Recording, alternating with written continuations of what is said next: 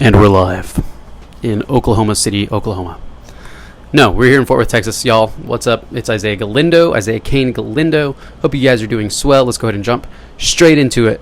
You're here because you want to know about the conscious mind versus your subconscious mind, and what even is the mind versus the brain. That's an easy one. Your brain is the physical organ, the muscle. Your mind is the thoughts. It's that part of you that you consider yourself, and it actually receives different thoughts through different channels. Those channels are your body, which says, hey, I'm hungry right now, let's have sex, this feels good. Then you have your brain, which says, I want to stay super safe. And how can we do that? Money, power, religion, whatever it is, it just wants to stay safe. And so it's going to strive after those things that keep you that way. And then you have your moral self, or your higher self, or your heart, or whatever you want to call it. And it draws you to those higher things that says, hey, stealing is wrong, we probably shouldn't do this, I'm really passionate about this, I really want this, maybe we shouldn't kill, maybe we shouldn't do this, maybe I shouldn't cheat. Like, those are the kinds of things that your heart or higher self is trying to tell you, and that those are all of the things that makes up your mind. Those are the things that make up you. Now, the subconscious mind versus the conscious mind, this is a super important distinction that if you're not aware of, I'm glad that you're watching this, because it will literally change your life. If you do not understand this right here, you are going to live very confused and very unaware. So your conscious mind is you watching this right now and thinking, oh wow, that's great, it's going to change my life, I'm super excited. Or you're like, nah, I really doubt that. Or you're like, hey, I kind of know about the subconscious mind already, like, I don't need to watch this.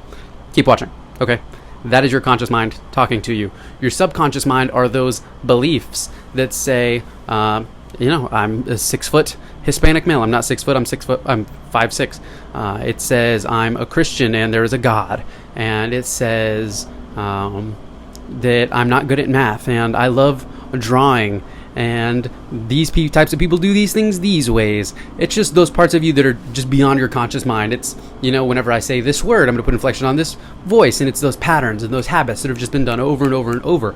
The subconscious mind takes control over your heartbeat, those kinds of things. It's totally autonomic. So what is important about that? It's important because what you believe is you thinking, oh yeah, I really want to do this. It's not going to happen unless your subconscious mind agrees, unless it's already been programmed to do so, which is why you can sit on the couch and sit there and you're like, oh man, like, I'm so annoyed at myself. I wish I was working out right now. Why am I not working out? I feel so guilty. Oh my gosh. Why can't I just get up off the couch? And you after a while, you'll start getting mad at yourself. You're like, what's wrong with me? I can't do anything. You're throwing shit. You're crying. That's what happens because you're working against yourself. Your subconscious mind, 90% of you is saying, that's not a good idea. For whatever reason, there's some fear, some false belief that says, nah, not a good idea. So what do you have to do? You have to align your subconscious mind and your conscious mind. They're in disharmony right now. They are totally working against each other. But if you can visualize, hey, this is the goal I'm trying to hit. This will be really good for me. And hey, subconscious mind, this will be super great. This will make us better. And so you visualize it thoroughly, super thoroughly, because your brain sees everything in imagery. When I say front door, what happens? Your brain sees your front door, or a significant front door in your life. And it doesn't just picture, it doesn't just say front door. Like, it's not just labeled front door. No, it sees it in your mind's eye. And it sees you turning the handle, and you feel how cold the handle is, and you know what's on the other side. And you know the texture of the door. You know all of it. So you have to get really detailed with these visualizations, because that's how you build these patterns. That's the tape recorder, is these patterns, these visualizations. And so whenever, let's say the door itself, what is a cognitive distortion? It's something that's out of whack. It's not the truth. So whenever someone says, hey, you're dumb, all of a sudden that mental image of you is not reality based. You don't look like this. You look like this, but you're imagining, oh, my head's all shrunk and I'm a total loser. That's all a cognitive distortion is. Things just, they're not looking the way that they're supposed to. So you're going to have to use your conscious mind to repair those patterns that are broke. You're going to have to use your conscious mind to go in there and change the neurological features of your brain to say, this is what I want. This is what things should look like. Okay? So if you want to, I want to give you guys an example here. There was a study between 3 groups of people. One group, they shot free throws from the free throw line. They'd practice. I think it was about an hour a day or something like that for 2 weeks, 5 days a week, maybe 3 weeks, something like that. You had another group who, instead of actually shooting the ball, they visualized them shooting the ball, and they would bounce the ball in their mind, and they'd see every little part of it, and they'd see it going in. And then they had a third group that didn't do anything. They just did whatever they normally did throughout their life. They said, do not think about basketball. They didn't say that. But anyways, what happened? The group that shot the basketball, they performed the highest. Then those who visualized it, they scored just right below it, their increase in percentages of free throws shot or made. And then those who didn't shoot it, of course, they scored least because they didn't visualize it or shoot it. Same thing with piano. Those who visualize themselves playing pianos, the muscles in their fingers, the dexterity in their fingers actually significantly increased. Even though they didn't actually play piano, they just imagined, they visualized themselves playing the piano, because that's how patterns are formed in your mind. So if you want something, you have to create it here. When you're looking in your camera right now, what is happening? Everything in your reality is only happening in your mind. I do not exist out here. What is happening? The light is being reflected. Got a notification. The light is being reflected off of me, and it's going into your eyes, and your eyes are flipping it, and you know the whole story. You know everything that's happening, but your entire reality, your entire life is happening here. Everything that's been made, the phone that we're watching this on, the lights that I'm using, the car that you drive, all of it was created in the human mind before it actually came into being. So unless you can create your reality, what you want in your mind, it's not going to come into your physical life, because you don't even believe that it could actually happen. And if for some reason people have told you, no dude, you suck at that, no, don't try that, and you believe them, you keep telling yourself that over and over and over, that mental imagery says it's not a possibility. So you have to visualize it. Anyways, that's the conscious mind, and that's the subconscious mind.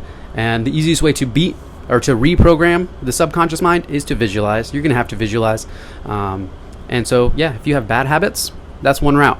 That's a quick, summary of what the conscious and subconscious mind is.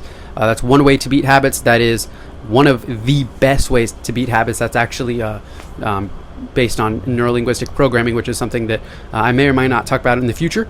I planned on talking about it in the past, but now that I've actually learned something that's even better than that, I'm going that route. So if you want to not even worry about reprogramming your subconscious mind and having to sit there and visualize stuff, let's say you're overthinking all the time, or you're anxious, or what does this person think about me, this person think about me, blah, blah, blah, blah. Your mind's just going on and on and on all the time.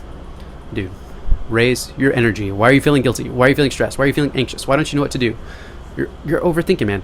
Your energy is so low that you are possessing the qualities of something that's really low energy. It's so material focused. You're gonna have to raise your energy. And what does that start with? It starts with eating right. If you eat too much, guess what? Most of your energy is going to digesting your food almost all throughout the day. And if you continue to eat bad, breakfast, lunch, dinner, next day, breakfast, dinner, guess what happens? You have no energy to create with. You have no energy to go live your life. All of your energy is putting directly into digesting. That's why if you eat too much, or if you eat something nasty, you just sit there, you're like, I feel kind of groggy, I'm going to go to sleep. So raise your energy. That's all you need to do. Don't focus on anything else. Don't worry about breaking bad habits. Your habits will get broken, because as you raise your energy, you're going to start doing the things that you love. You're going to start recognizing, I'm safe. There's nothing that I need to worry about. I can just go. And all of a sudden, your conscious and your subconscious mind get aligned.